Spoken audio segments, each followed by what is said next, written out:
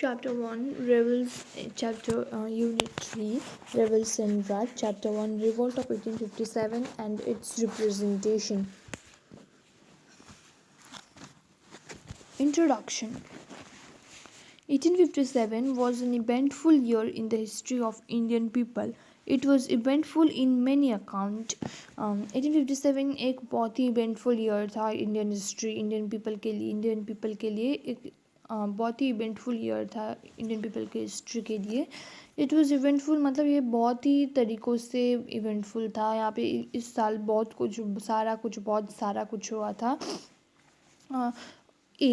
In that year, great uprising took place against the British ruler in areas of northern and central regions of contemporary India. Contemporary India यहाँ पे किस चीज़ को denote करता है कि अभी जो इंडिया टुकड़ा टुकड़ा सा है, बांग्लादेश एक तरफ, पाकिस्तान एक तरफ, लाइक तिब्बत का भाग एक तरफ, तो ये सब क्या था, इंडिया में था पहले. तो उस इंडिया की एक बात यहाँ पे की जा रही है. सो वो सारा जो जगह था पहले 1857 में क्या था, ये सब चीज़ डिवाइडेड नहीं हुए थे, सब एक साथ जुड़े हुए थे, राइट. सो उस टाइम के कंटेम्पोररी इंडिया की बात हो रही है यहाँ पे. और उस टाइम के कंटेम्पोररी इंडिया के central regions and northern regions जो थे, उन रीजन्स में क्या था, ब्रिटिश का ब्रिटिश का रूल्स चल रहा था. तो जब ब्रिटिश का रूल चल रहा था तो उन region northern and central region में क्या हुआ, एक बहुत बड़ी ग्रेट अपराइजिंग हो गई, एक रिवॉल्ट हो गया, जो कि इट बिगेन ऑन 10 मई 1857. ये कब बिगिन हुआ, 1857 में.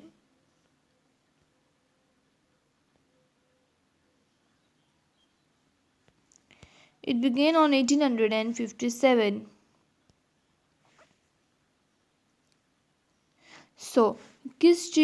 किसने इस चीज़ को बिगिन किया, इसको इंडियन सोल्जर्स ने बिगिन किया, right. Indian soldiers begin that.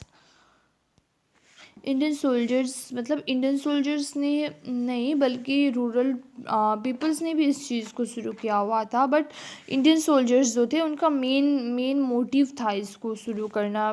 बहुत साल का एग्रेशन जमा होके ये चीज़ शुरू हुआ था. तो क्या होता है कि 10 मई 1857 में ये शुरू हो जाता है, ये रिवोल्ट स्टार्ट हो जाता है इंडियन सोल्जर्स के थ्रू, ठीक है. ब्रिटिश कमांड के जो इंडियन सोल्जर्स थे, ब्रिटिश कमांड में जो इंडियन सोल्जर्स थे, उनके थ्रू क्या हो जाता है, ये रिवोल्ट शुरू हो जाता है. और ये रिवोल्ट कहाँ शुरू होता है, मेरठ, जो अभी उत्तर प्रदेश में आता है, वहाँ पे ये चीज़ शुरू हो जाता है. And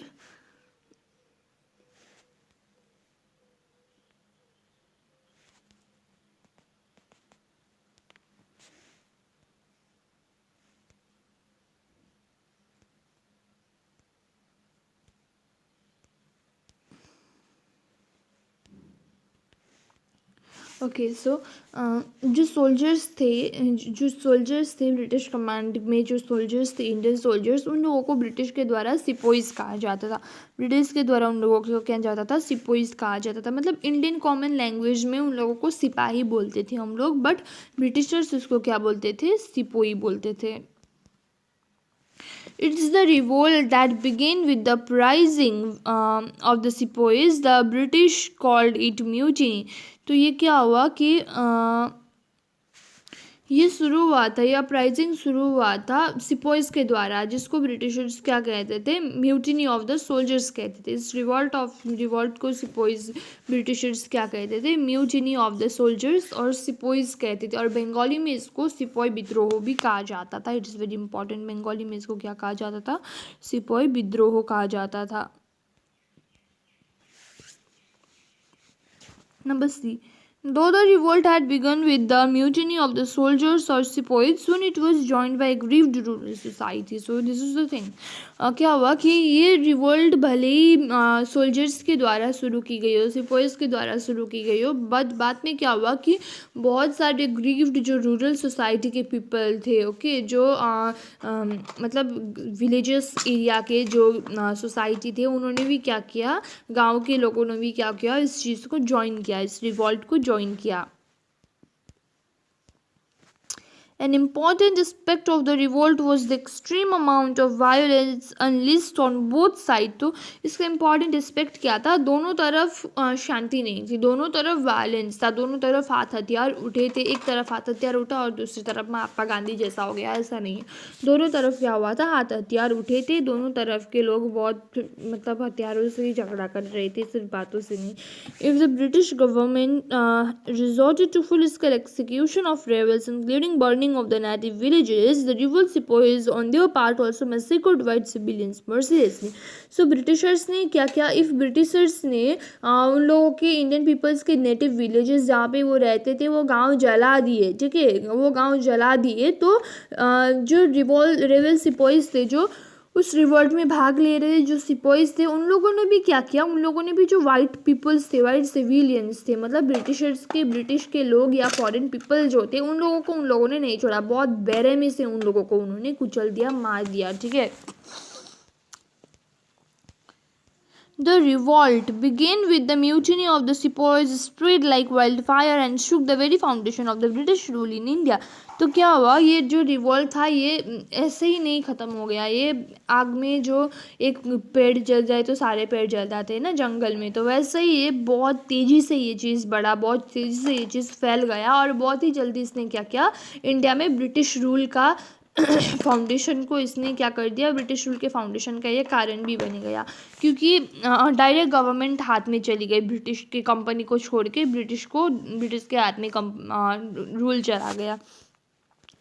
Revolt of 1857 to 1858 broke out under the administration of Lord Canning, who at that time was Governor General of India. So ये जो रिवोल्ट ऑफ 1857 या 1858 था, उस वक्त वो कब शुरू हुआ था? वो शुरू हुआ था लॉर्ड कैनिंग के एडमिनिस्ट्रेशन के अंदर. जब लॉर्ड कैनिंग का रूल चल रहा था तब ये चीज़ शुरू हुआ था. एक्चुअल रूल तो वहाँ पे क्वीन विक्टोरिया का ही था. फिर भी इन्होंने जो जैसा कि प्राइम मिनिस्टर रूल करता है, फिर भी ममता बनर्जी वेस्ट बंगाल पे रूल कर रही है ना, वैसे क्वीन विक्टोरिया तो थी, बट उसके साथ साथ लॉर्ड कैनिंग भी इंडिया को एडमिनिस्ट्रेट कर रहे थे, वो रूल कर रहे थे इंडिया में. वो एट दैट टाइम क्या थे? गवर्नर जनरल थे इंडिया के. अब जब ये वॉर्स चल रहा था, जब ये वॉर शुरू हुआ था तो क्या हो गया? गवर्नर जनरल थे इंडिया के लॉर्ड कैनिंग. बट क्या हुआ कि जब ये वॉर ख़त्म हो गया एंड क्वींस प्रोक्लेमेशन के थ्रू डायरेक्ट रूल आ गया ब्रिटिश क्राउन के ऊपर, डायरेक्ट रूल ब्रिटिश क्राउन को मिल गया, ब्रिटिशर्स को मिल गया. तो क्या हुआ? Lord Canning governor general of India से वाइस रॉय ऑफ इंडिया बने. And first viceroy of India Lord Canning ही थे, and last governor general of India भी लॉर्ड कैनिंग ही थे.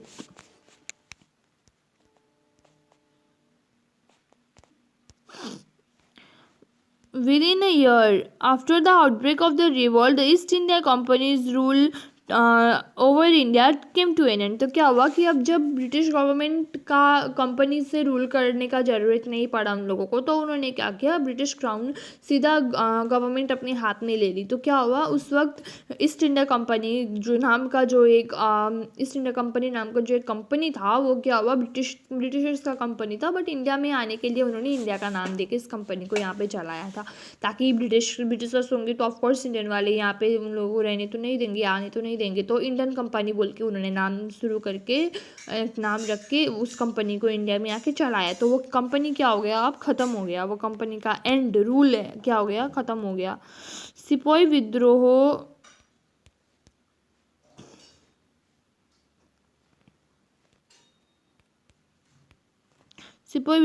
or the mutiny of the Sepoy or revolt of 1857. तो sepoy विद्रोह या तो म्यूटिनी ऑफ द सिपोई और रिवोल्ट ऑफ 1857 हो रहा है. ठीक है. For many years, the revolt of 1857 that broke out in northern and central India was known in Bengali as the Sepoy विद्रोह. तो ऐसे पहले ही कहा कि 1857 का जो रिवॉल्ट था, जो नॉर्दर्न एंड सेंट्रल इंडिया में ब्रोक आउट हुआ था, शुरू हुआ था, वो क्या था? उसको बंगाली में सिपोई विद्रोह कहा जाता था. सिपोई क्या था? बंगाल में आर्मी का नाम था. बंगाली में आर्मी को सिपोई कहा जाता था, ब्रिटिश ऑफिसर्स के रूल के अंडर, जो कि इंग्लिश ईस्ट इंडिया कंपनी के ब्रिटिश ऑफिसर्स थे. वो लोग क्या करते थे? सिपोई कहते थे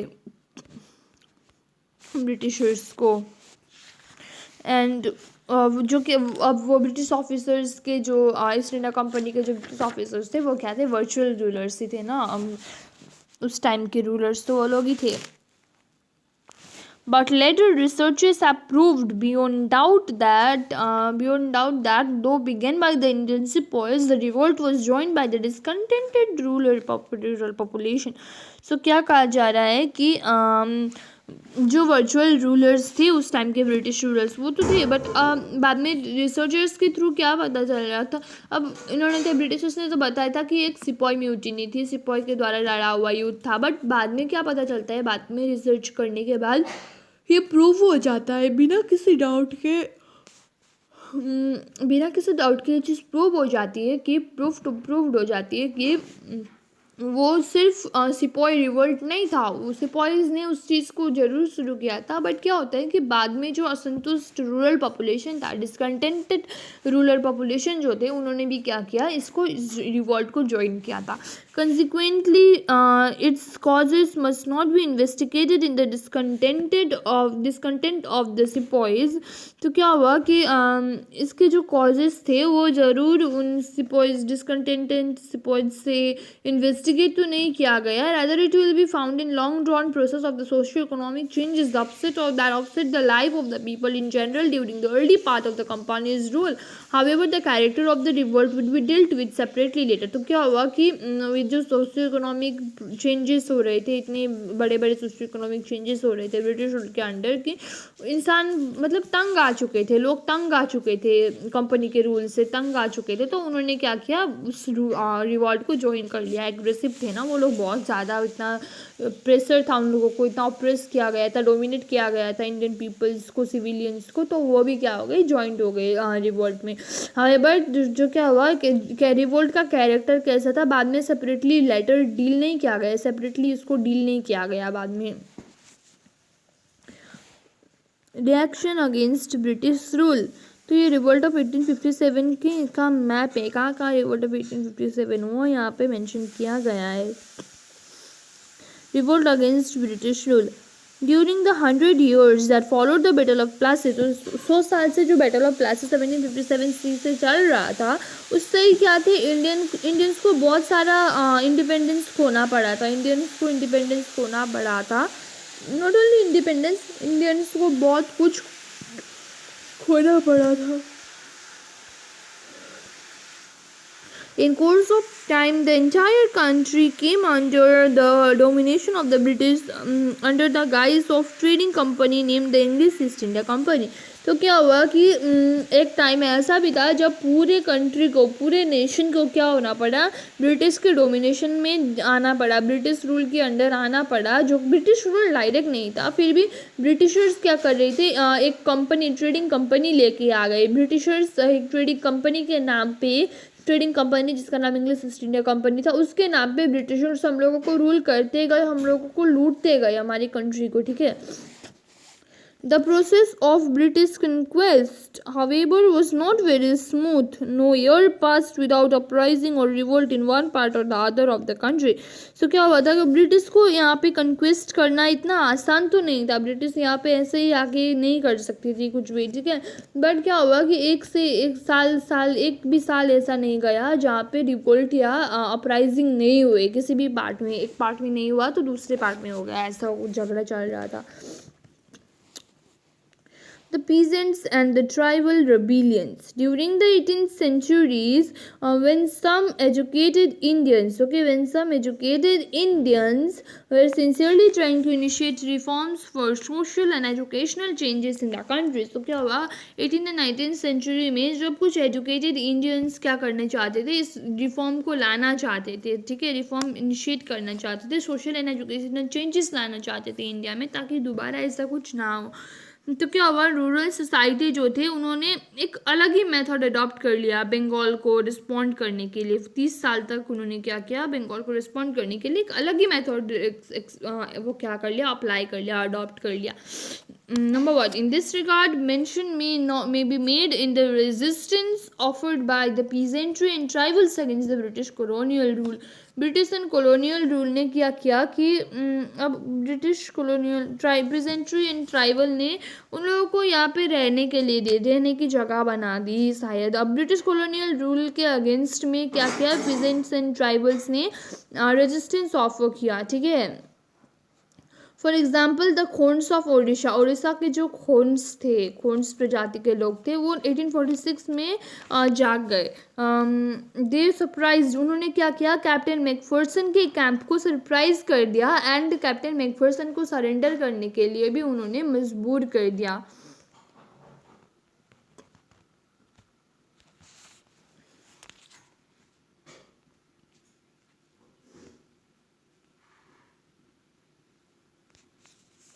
So about the same time, in some parts of the Bengal is a religious movement called the Farazi movement. So क्या हुआ कि उस वही टाइम पे क्या था, एक मूवमेंट चल रहा था, फेराजी मूवमेंट. बंगाल के कुछ पार्ट में एक मूवमेंट चल रहा था जिसका नाम था फेराजी मूवमेंट, और ये शुरू हुआ था पीजेंट्स के बीच में से शुरू हुआ था. पीजेंट्स के ऊपर या पीजेंट्स के द्वारा ये चीज़ शुरू किया गया था. फेराजी मूवमेंट तुर्की पे शुरू हुआ था स्पेशली. तो under the leadership of Sir Syed Ahmed Khan of Rai Bareilly, the Farazis continued to fight the Britishers in the Moplah और मोपिला, जहाँ पे क्या थे, पुअर मुस्लिम सेटल हुए थे coastal regions of present Kerala और महाराष्ट्र के जो भी केरला और महाराष्ट्र है, कोस्टल रीजन्स जो थे वहाँ पे पुअर मुस्लिम्स, बहुत ही गरीब मुस्लिम सेटल हुए थे. अब जिस जगह को अभी पहले मोपला कहा जाता था या मोपिला कहा जाता था. ठीक है. तो फेराजिस ने क्या किया, ब्रिटिशर्स से वहीं पे फाइट करना शुरू कर दिया.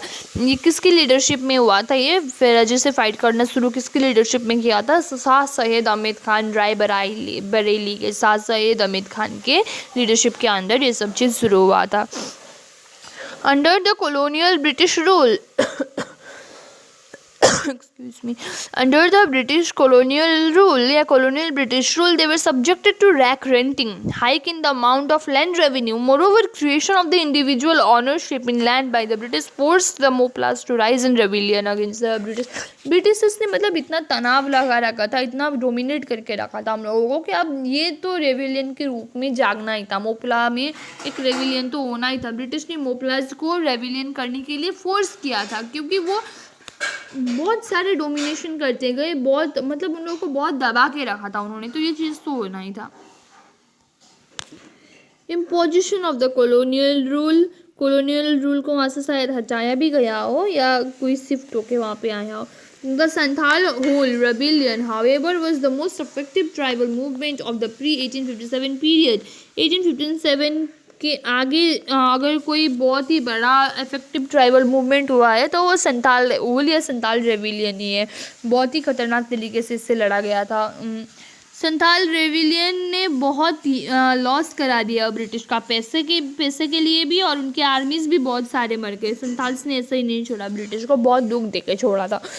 Taking lesson from the agitation of the Santhals ने जो चीज़ की उस चीज़ को फिर वो चीज़ वापस ना हो, संथाल ने जो चीज़ किया वो इंडियन पीपल वापस ना करे बोलकर ब्रिटिश एडमिनिस्ट्रेशन को ये चीज़ मतलब रियलाइज़ हो गया कि ऐसा भी कर सकते हैं ये लोग, मतलब हमारे ऊपर हमला कर सकते हैं. तो उस चीज़ को रियलाइज़ होने के बाद ब्रिटिश ने क्या किया कि संथाल हैबिटेशन को भी इफेक्टिव एडमिनिस्ट्रेशन कंट्रोल एरिया के अंडर ले लिया. संथाल हैबिटेशन एरिया जो था उसको भी अपने कंट्रोल में ले लिया. ठीक है. बाद में जाके जब ब्रिटिशर्स को ये क्या हुआ कि रियलाइज़ हुआ तो उन्होंने ये सब कर दिया. B, racial arrogance of the British rulers. So from the very beginning of the foreign rulers intentionally maintained by the social distance from the Indians, British rulers believed that maintaining a social distance with the natives was necessary for preservation of their rule over a foreign country. तो क्या कह रहे थे कि बहुत ही आगे से ही British rulers intentionally जानबूझ के ही सोशल डिस्टेंस मेंटेन कर रहे थे, इंडियंस से सामाजिक दूरी मेंटेन कर रहे थे अब वो ये क्यों कर रहे थे? ब्रिटिश को ऐसा लग रहा था कि अगर हम यहाँ के जो नेटिव पीपल है, यहाँ के जो बासिंदे हैं, जन्म लेके जो बैठे हुए हैं इंडियन पीपल्स, उन लोगों से अगर हमने सोशल डिस्टेंस मेंटेन किया तभी हम यहाँ पे टिक सकेंगे, तभी हम यहाँ पे रूल कर सकेंगे, वरना हम यहाँ पे रूल नहीं कर सकेंगे। अनदर इम्पॉर्टेंट फैक्टर क्या था कि ब्रिटिश रूलर्स को ऐसा लगा कि ब्रिटिश रूलर्स को ऐसा भी लगा कि वो रेशियली क्या थे, सुपीरियर थे, इंडियन पीपल से ज़्यादा सुपीरियर थे रेशियली, और उस चीज़ को वो लोग क्या करने लगे, अब ओपनली उस चीज़ को वो लोग एक्सर्ट करने लगे, ओपनली इस चीज़ को बताने लगे, ओपनली इस चीज़ को दिखाने लगे, ठीक है। Openly the doctrine of racial supremacy in practical racial arrogance. तो वो लोग क्या करने लगे कि हम लोग गोरे लोग हैं, तुम लोग काले हो, या तुम लोग थोड़ा डार्क टाइप के हो, रेडिश टाइप के हो, तो तुम लोगों से तो ज़्यादा सुपीरियर है, तुम लोग हमारे इन्फीरियर हो, तुम लोगों को हमारी बात माननी पड़ेगी। मतलब रेश के हिसाब में उन्होंने क्या किया, हम लोगों को नीचा दिखाना शुरू किया, हम लोगों को डोमिनेट करना शुरू किया। फॉर एग्जांपल कि जैसे कुछ पार्क, होटल एंड क्लब था ना, जैसे इंडिया का ही पार्क है, इंडिया का ही होटल है, इंडिया का ही क्लब है, वो ब्रिटिश ताकि इंडिया के ही लोगों को क्या कर रहे हैं कि उस क्लब, पार्क एंड होटल्स के अंदर जाने नहीं दे रहे, एंट्री नहीं दे रहे। वो सारी चीज़ किसके लिए रिजर्व थी? यूरोपियंस के लिए रिजर्व थी, जहाँ पे इंडियन को एंटर करना तक अलाउ नहीं था। तो ये क्या था, एक बहुत ही विजिबल मैनिफेस्टेशन था रेशियलिज्म जो ब्रिटिश रूलर्स द्वारा प्रैक्टिस किया गया था इंडिया में, उसका एक बहुत ही विजिबल क्या था, ये कॉज था या मैनिफेस्टेशन था। Various other causes, revolt that broke out in 1857 was due to variety of causes। तो ये क्या था, वैरायटी ऑफ कॉजेज से ये रिवोल्ट ब्रोक हुआ था 1857 में। तो इनिशियल सिम्टम्स क्या थे इसके, बहुत ही महत्वपूर्ण इनिशियल सिम्टम्स थे। तो इसने क्या किया कि एक बैकग्राउंड क्रिएट कर दिया जहाँ पे रिवोल्ट ऑफ 1857 थ्राइव कर पाए। जैसे कि एग्जाम्पल में caste consciousness, religious sentiments were very high amongst the sepoys. मतलब वो लोग जाति विरोध नहीं करते थे, मतलब अपनी जाति को लेकर बहुत ही ज़्यादा कॉन्शियस थे, अपना कास्ट वो लोग बहुत अच्छे से मानते थे, एंड अपने कास्ट को वो लोग सर्वोच्च समझते थे। सर्वोच्च यानी कि वो लोग अपने कास्ट को रिस्पेक्ट करते थे, राइट। उन लोगों के पास रिलीजियस सेंटिमेंट भी था, अपने धार्मिक विचार थे, धार्मिक विचार को वो लोग मतलब अपने कास्ट को भी नीचे नहीं गिरने दे सकते थे, और अपने रिलीजन को भी वो लोग नीचे नहीं गिरने दे सकते थे। वो इंडियन सिपोइज के पास रिलीजियस सेंटिमेंट्स भर भर के था, ठीक है। तो ब्रिटिश मिलिट्री ऑफिशियल्स जो थे, ब्रिटिश मिलिट्री ऑफिशियल्स ने अपने पार्ट से उन्होंने क्या कर दिया कि उन लोगों के इंडियन सिपाहीज के रिलीजियस सेंटिमेंट को रिजेक्ट कर दिया। अब जब रिजेक्ट कर देंगे तो भाई होना क्या है, होना तो वॉर ही है ना। इंडियन सिपाहीज के जो फीलिंग्स थे, सेंटिमेंट्स थे, उसको उन्होंने रिजेक्ट कर दिया। तो मिलिट्री ऑफिसर्स ने जब ये रिजेक्ट कर दिया, बट क्या हुआ कि सेकेंड हाफ 19th सेंचुरी के सेकेंड हाफ में ब्रिटिश ऑफिसर्स ने क्या किया, इंडियन सिपाहीज के जो प्रिविलेजेस थे उसको बहुत ही अच्छे से एंजॉय कर लिया। बट ऐसे काम से क्या हुआ, मतलब उनके जो हैबिट्स थे इंडियन सिपाहीज के, उनके जो रिलीजियस सेंटिमेंट्स थे, उसको उन्होंने हर्ट करने की कोशिश की, ठीक है। सम एक्ट्स, मतलब कुछ ऐसे काम उन्होंने किए जिसकी वजह से इंडियन सिपाहीज उनसे नाराज़ हो गए, इंडियन सिपाहीज को वो चीज़ पसंद ही नहीं आया। ऐसा एक डिसीजन क्या था, उनमें से एक डिसीजन क्या था, न्यू टाइप ऑफ राइफल, एक नया राइफल उन्होंने इंट्रोड्यूस कर दिया जिसकी बहुत इंपॉर्टेंट है, जिसका नाम है Enfield rifle. Into the Indian army के लिए उन्होंने क्या कर दिया, इनफील्ड राइफल नाम का एक राइफल इंट्रोड्यूस कर दिया। तो इनफील्ड राइफल का इशू क्या था, अब इनफील्ड राइफल का इशू ये था कि ये जो न्यूली इंट्रोड्यूस्ड राइफल थे, इसको ये एक बहुत ही एक स्पेशल टाइप की कैटरेज से बना हुआ था, जिसको लोड करने के लिए उसको दांत से खोलना पड़ता था, teeth, we have to open that, we have to tear that from the teeth to load that cartridge in the gun, okay. तो क्या था कि ये एक र्यूमर फैल गया, एक बात फैल गई कि ये जो कैटरेजेस है उसमें पिग और काव का फैट ग्रीस किया गया है, ठीक है। पिग और काव से ग्रीस्ड किया गया है, इस कैटरेज को पिग और काव से के फैट से बनाया गया है। तो और काव क्या था, एक पूजनीय चीज था इंडियन हिंदूज के लिए काव क्या था, एक बहुत ही पूजनीय एनिमल था, बहुत ही रिस्पेक्ट करते थे वो लोग, बहुत ही शुभ माना जाता था काव को इंडियन रिलीजन में। वेर इज अ पिग क्या था, पिग हराम था मुस्लिम्स के लिए, अनक्लीन था मुस्लिम्स के लिए, तो मुस्लिम्स कभी भी पिग को छुएंगे नहीं, राइट, पिग के फैट को तो कभी नहीं। तो इंडियन नहीं, इंडियन भी तो अपने जो एनिमल है, जो रिस्पेक्टेड एनिमल है, सेक्रेड एनिमल है, पूजा किया जा रहे है, उस चीज़ का मांस तो वो लोग नहीं खाएंगे ना, उस चीज़ को मार के ऐसा तो वो लोग तो नहीं सहेंगे ना। And at that time religion was at high peak, okay, religion को बहुत ज़्यादा माना जाता था, अभी जो जितना माना नहीं जाता है, बहुत ज़्यादा माना जाता था पहले। पहले लोग रिलीजियस थे। नेचुरली क्या हुआ कि बोथ हिंदूज एंड मुस्लिम्स को ये लगा कि उनका रिलीजन ऑफ दाव में, उनके रिलीजन को खतरा है, ठीक है।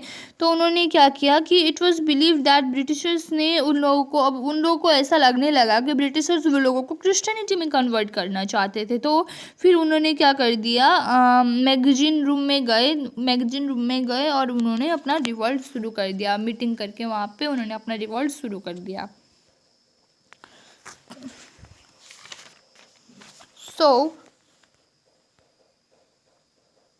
मंगल पांडे, बहुत ही इम्पॉर्टेंट रोल है मंगल पांडे का।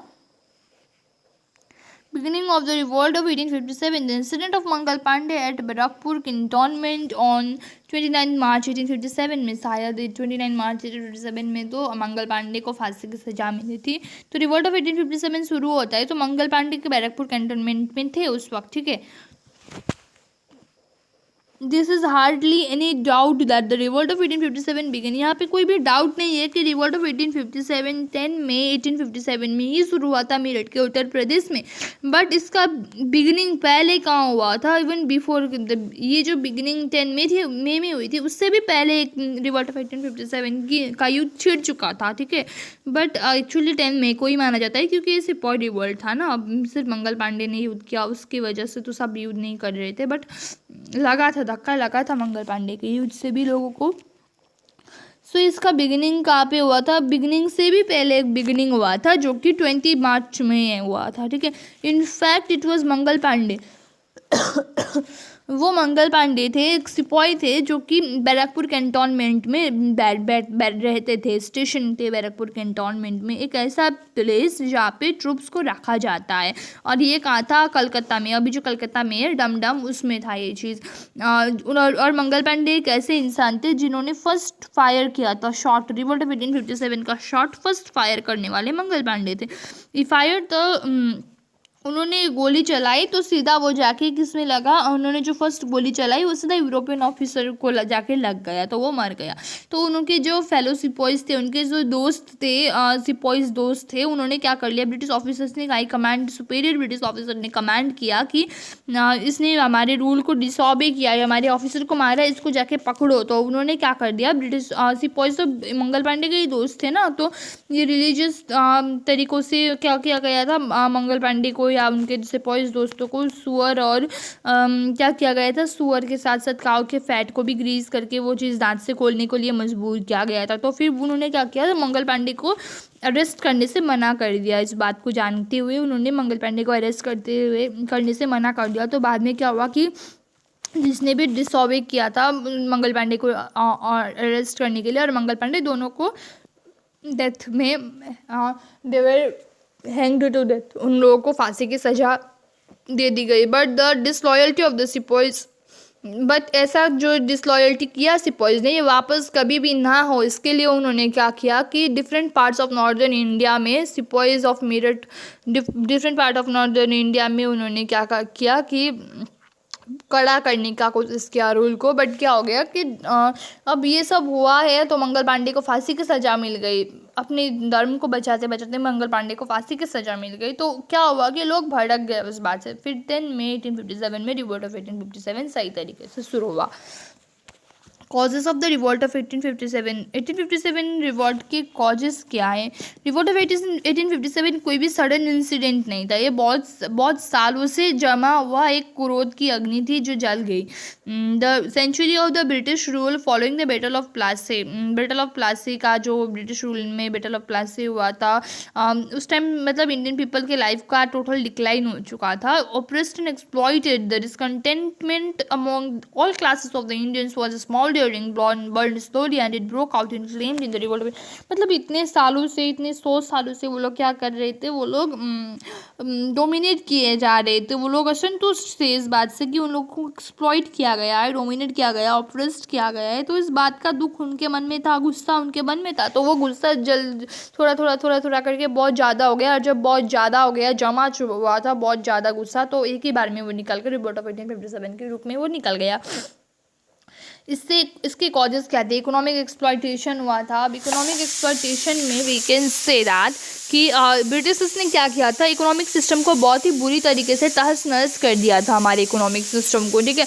लैंड, जैसे कि अब लैंड रेवेन्यू सिस्टम है, लैंड रेवेन्यू सिस्टम में उन्होंने क्या किया कि ब्रिटिशर्स ने ज़बरदस्ती क्या किया, हमारे जो फार्मर्स थे, किसान थे, उन लोगों को हाई टैक्स पे करने के लिए मजबूर कर दिया। उनके पास 3 सिस्टम्स थे, ठीक है। लैंड रेवेन्यू सिस्टम के 3 सिस्टम्स है, ब्रिटिशर्स ने 3 सिस्टम्स इंट्रोड्यूस किया था, permanent settlement, ryotwari system and mahalwari system. तो परमानेंट सेटलमेंट में क्या होता था कि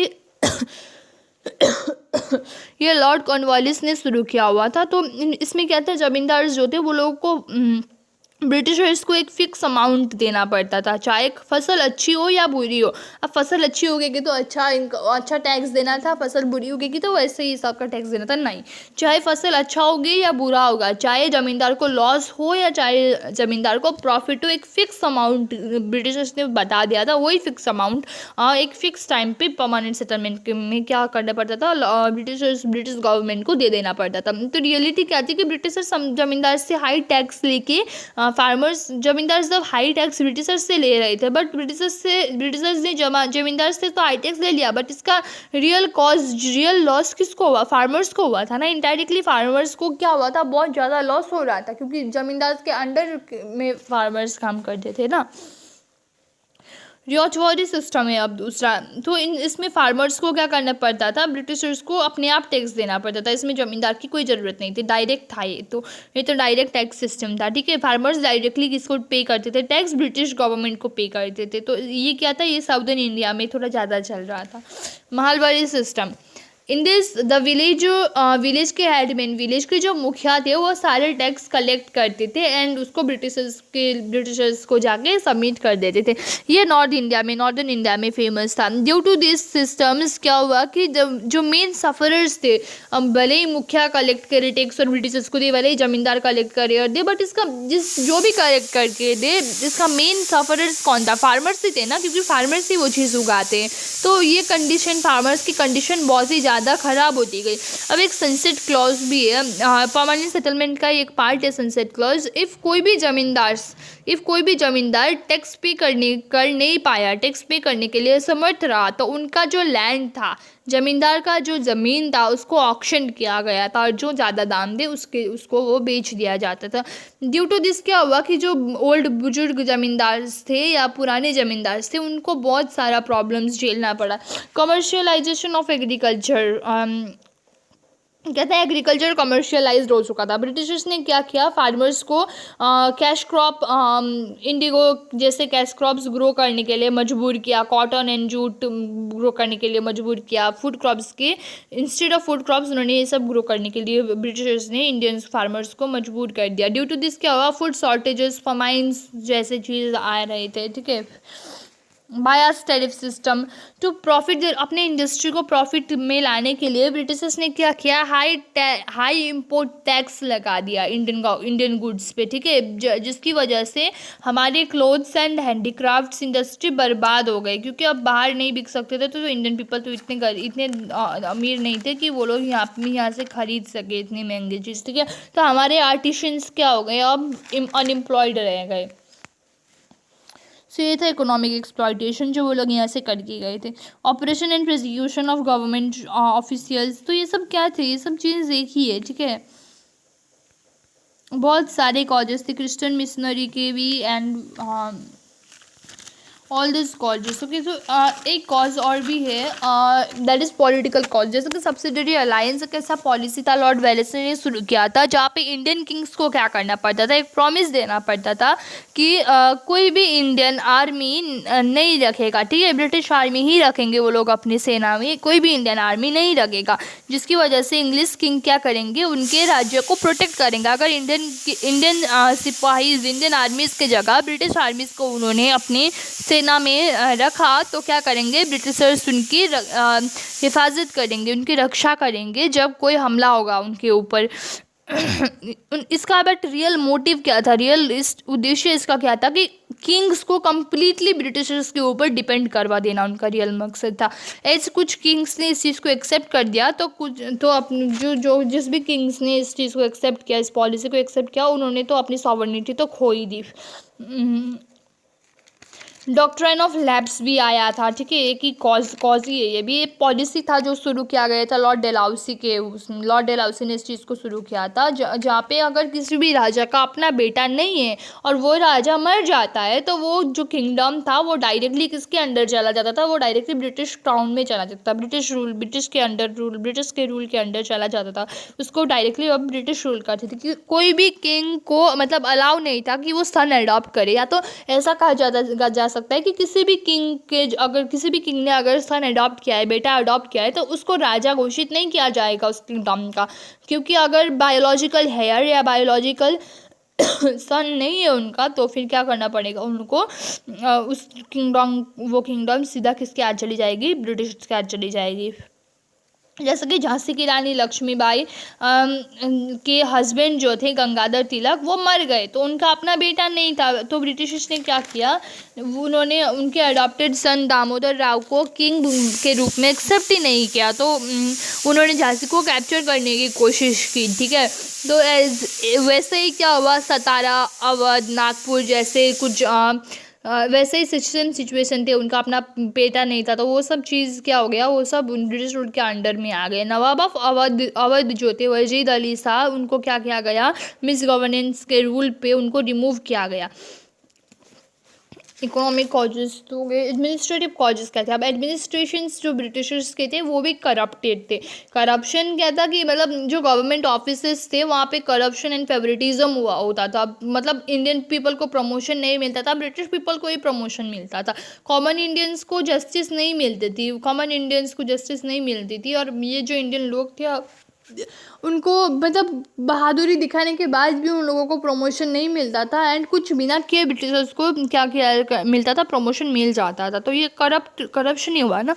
सोशियो रिलीजियस कॉजेस क्या थे, ब्रिटिशर्स को मतलब लगता था कि ग्रेटेस्ट एंड कॉमनली ब्रिटिशर्स क्या करते थे कि हमारे रिलीजन के ऊपर हंसते थे, इंडियन रिलीजन के ऊपर हंसते थे, रेसिस्टेंस सुपेरियर एटीट्यूड आ गए थे उनमें, जैसे कि मैंने पहले ही बताया, वो लोग हम लोग को इन्फीरियर समझते थे क्योंकि वो लोग गोरे थे, ठीक है। क्लब पार्क ट्रेंड्स में जाना उन्होंने हमारा बंद कर दिया, हमें बेइज्जत करते थे।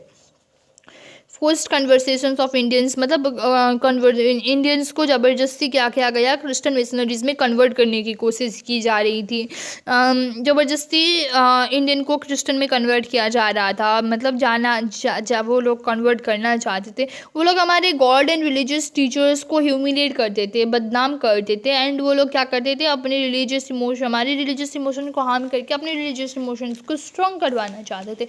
1856 में रिलीजियस डिसेबिलिटी एक्ट था, उसकी वजह से क्या हुआ, अगर इस पॉलिसी में क्या हुआ, इफ़ कोई भी हिंदू क्रिश्चियन हो गया तो वो क्या कर सकते हैं, अपने एंसेस्टर्स की प्रॉपर्टी क्या कर सकते हैं, वो लोग इनहेरिट कर सकते हैं। रीजन्स फॉर सिपॉइज, अब सिपॉइज के असंतुष्ट होने के लिए एक रीज़न था, सिपॉइज के डिसकंटेंट में एक रीज़न था, रेसिज्म एक रीज़न था। इंडियन एंड ब्रिटिश आर्मी के बीच में रेसिज्म का एक बहुत ही बड़ा खेल चल रहा था, मतलब बहुत पार्शलिटी हो रही थी इंडियन एंड ब्रिटिश आर्मीज़ के ऊपर। इंडियन आर्मीज़ जब अपना कैपेबिलिटी दिखा रहे थे फिर भी प्रमोट नहीं हो रहे थे, बट ब्रिटिशर्स इजीली प्रमोट हो गए थे बहुत हाई पोस्ट्स में। प्रमोशन में बायस्ड किया जा रहा था। For Indians the highest post of promotion क्या था, सिर्फ सूबेदार तक का था, बट ब्रिटिशर्स के लिए ब्रिटिशर्स बहुत ही ईजिली उससे भी बहुत बड़ा हाई पोस्ट ले सकते थे। In comparison to the Britishers Indian armies को सेम काम के लिए कम पैसे दिए जाते थे।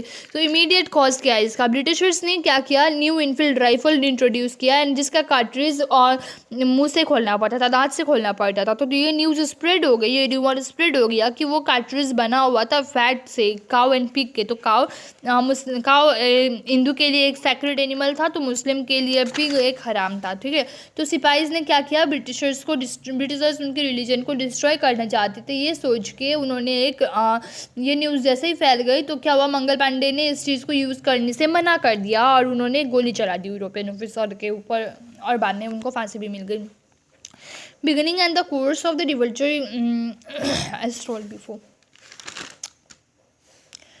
फर्स्ट में तो हेजिटेट हुए थे शाह जफ़र अली खान भी फर्स्ट में क्या हुए थे, हेजिटेट हुए थे कि उनके पास कोई भी आर्मी नहीं है। बट रिवोल्ट में के ऊपर बाद में क्या हुआ कि नेशनलिज्म, सिपाहीज के जो नेशनलिज्म था उसको लेकर, मतलब शाह जफ़र ऐसे इंसान थे जो मुस्लिम और हिंदू दोनों को यूनाइट करके रख सकते थे, ठीक है। तो उनको ही लीडर के रूप में चुना गया था। आजमगढ़ प्रोक्लामेशन, क्वींस प्रोक्लामेशन जैसे बहुत सारे प्रोक्लामेशन भी हुए, कैरेक्टर थे जो यहाँ के।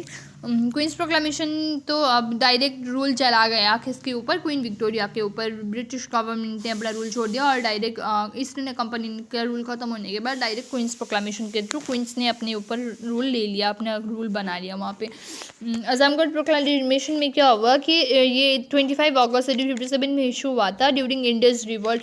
ये एक मैनिफेस्टो फ्रॉम था रिवोल्यूशनरीज का, likely drafted by prince Firoz Shah ने इसको ड्राफ्ट किया था। प्रिंस फिरोज शाह यानी बहादुर शाह जफर के ग्रैंडसन नाती। Calling for Hindu Muslim unity against British operation, denouncing the tyranny and promising the restoration of the Mughal badshahi, Mughal rule and traditional rights to rally all classes, zamindars, merchants and farmers to overthrow colonial rule. Colonial rule को भगाने के लिए उन्होंने ये सब कुछ किया हुआ था। डायरेक्ट इम्पैक्ट क्या थे, ईस्ट इंडिया कंपनी रूल हो गई, ईस्ट इंडिया कंपनी ख़त्म हो गया, रिवॉल्ट के बाद ईस्ट इंडिया कंपनी ख़त्म हो गया एंड डायरेक्ट रूल क्वींस के पास आ गया, क्वींस प्रोक्लामेशन थ्रू 1858 का, ठीक है। तो ब्रिटिश गवर्नमेंट का रूल ख़त्म हो गया, ब्रिटिश गवर्नमेंट को डायरेक्ट रूल मिल गया इंडिया में क्वींस प्रोक्लामेशन के थ्रू। तो उन्होंने क्या किया कि उन्होंने क्वींस विक्टोरिया ने इस प्रोक्लामेशन में प्रॉमिस किया था कि इक्वल ट्रीटमेंट मिलेगा इंडियंस को, कोई भी रिलीजियस मैटर में इंटरफेरेंस नहीं करेगा और उनके प्रिंस और उनके किंगडम्स का प्रोटेक्शन वो लोग करेंगे। इसने क्या किया, एक ऑफिशियल बिगिनिंग को इसने शुरू कर दिया, मतलब ऑफिशियल बिगिनिंग का ये एक मार्क था, जो इंडिया में ब्रिटिश क्राउन के रूल का एक ऑफिशियल बिगिनिंग हुआ था, यहाँ पे ऑफिशियली बिगिनिंग हुआ था, शुरुआत हुई थी। इसके पहले तो अब ऑफिशियल नहीं था ना, ईस्ट इंडिया कंपनी ज़बरदस्ती रूल कर रही थी हमारे ऊपर। आर्मी ऑर्गेनाइजेशन में चेंजेस आएंगे, जैसे कि फ्यूचर रिवॉल्ट से बचाएंगे ब्रिटिशर्स। ओके, ब्रिटिशर्स को ये लगा कि इंडियन सोल्जर्स यूनाइट हो सकते थे, उनको फ्यूचर रिवॉल्ट से बचाएंगे। रिड्यूस करेंगे इंडियन सोल्जर्स को, उन्होंने इंडियन सोल्जर्स को रिड्यूस किया एंड ब्रिटिश सोल्जर्स को और बढ़ाया। मिक्स सोल्जर्स, डिफरेंट कास्ट के जो सोल्जर्स थे एंड रिलीजन्स के जो सोल्जर्स थे, उन लोगों को यूनाइट होने नहीं दिया ईजीली। इम्पॉर्टेंट पोस्ट जो थे वो सिर्फ ब्रिटिशर्स के लिए ही रखे गए थे। तो डॉक्ट्राइन ऑफ लेब्स भी बाद में जाके ख़त्म होता है। इंडियन रूलर्स जो थे उन लोगों को अलाउ थे वो लोग अपने सन को अडॉप्ट करना, और उनका किंगडम सब ईजिली किसी के भी हाथ में नहीं जा सकता था। इनडायरेक्ट इम्पैक्ट क्या था, इंडियन नेशनलिज्म शुरू हुआ, फिर बाद में जाके इंडिया इंडिपेंडेंस भी हुआ उसी नेशनलिज्म के आधार पे। इंडियंस ने क्या किया, इंडियंस एक होने लगे ये समझ के कि ब्रिटिश हमारे देश को ख़त्म कर देगी। इसने क्या किया, इनकरेज किया नेशनल कॉन्शियसनेस के ग्रोथ को भी इसने इनकरेज किया। लेटर क्या हुआ, इंडियन नेशनल कांग्रेस 1885 में फॉर्म हुआ। रेशियल डिस्क्रिमिनेशन इंक्रीज हो रहा था। तो वैसा क्या हुआ कि लास्ट में जाके यही कारण था इंडियन इंडिपेंडेंस का भी।